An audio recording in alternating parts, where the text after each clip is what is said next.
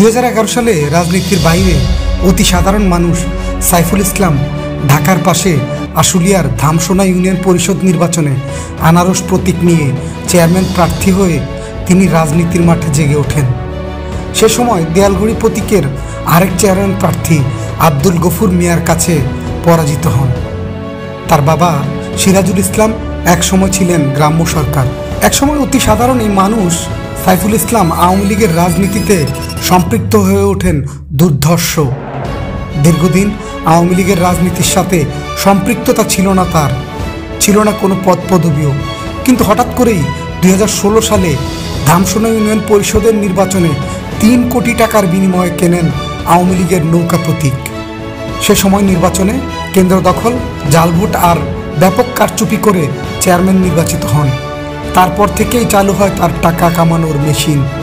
ফুটপাতে চাঁদাবাজি, auto stand, truck stand থেকে মোটা অঙ্কের চাঁদা আদায়, জমি দখল, বাড়ি দখল সহ অসংখ্য অভিযোগ ছিল তার বিরুদ্ধে।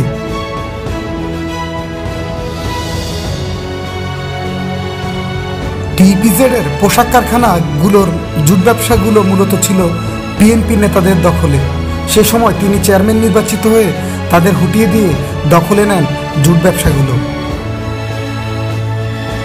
সে সময় সাবেক সাংসদ ও প্রতিমন্ত্রী ডক্টর এনামুর রহমানের বদৌলতে মোহাম্মদ সাইফুল ইসলাম বাগিয়ে নেন আশুলিয়া থানা আওয়ামী লীগের সাধারণ সম্পাদকের পদ। হয়ে ওঠেন আরও বেপরোয়া।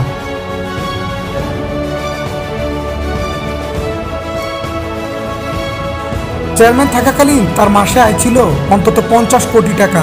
এছাড়াও বিভিন্ন সালিসি ব্যবস্থা, চেয়ারম্যান হবার সুবাদে নিজের ঠিকাদারি প্রতিষ্ঠানে এলাকার কাজগুলো বাগিয়ে নিয়ে মাসে অন্তত 20 থেকে 30 কোটি টাকা হাতিয়ে নিতেন। ধামসোনা ইউনিয়নে বেশ কয়েকটি গরুর হাটও ছিল তার নিয়ন্ত্রণে। তার বিরুদ্ধে অভিযোগ আছে ইউনিয়ন পরিষদে ভুয়া প্রকল্প দেখিয়ে কোটি কোটি টাকা হাতিয়ে নেয়ার। তার এসব অপকর্ম ঢাকতে গড়ে তোলেন এক বিশাল ক্যাডার বাহিনী, যাদের পিছনে মাসে লক্ষ লক্ষ টাকা ব্যয় করতেন সাইফুল ইসলাম।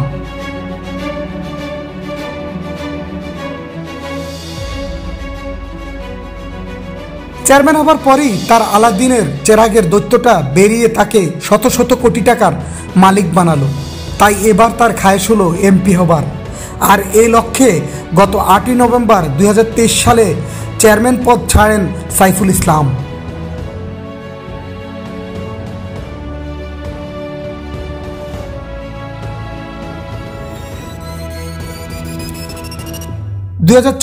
জাতীয় সংসদ নির্বাচনে অনেক দৌড়ঝাঁপ করে নৌকা প্রতীক কিনতে ব্যর্থ হন সাইফুল।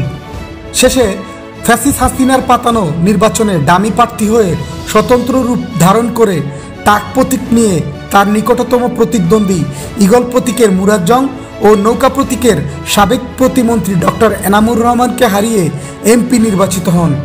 এমপি হয়েই সাভার আশুলিয়ার গার্মেন্টসের সব জুট ব্যবসা তার নিয়ন্ত্রণে নেয়ার চেষ্টায় মত্ত হন।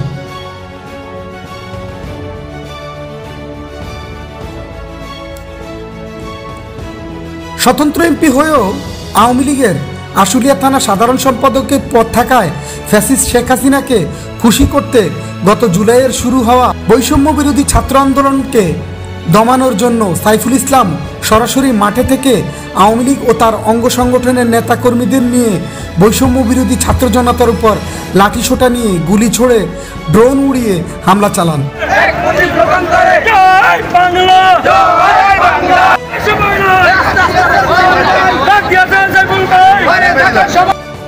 গত 4 ও 5 আগস্ট আশুলিয়ার ছাত্র জনতাকে হত্যাকাণ্ডের মাস্টারমাইন্ড এই ডামি এমপি সাইফুল ইসলাম। তার বিরুদ্ধে প্রায় 150টি হত্যা ও হত্যাচেষ্টা মামলা দায়ের করা হয়েছে। বর্তমানে আত্মগোপনে থাকা সাইফুল ইসলাম কোথায় আছে তা কেউই বলতে পারছে না। তবে পুলিশ ও যৌথ বাহিনী তাকে ধরার জন্য আপ্রাণ চেষ্টা চালিয়ে যাচ্ছেন বলে জানিয়েছে আশুলিয়া থানার ওসি আবু বকর।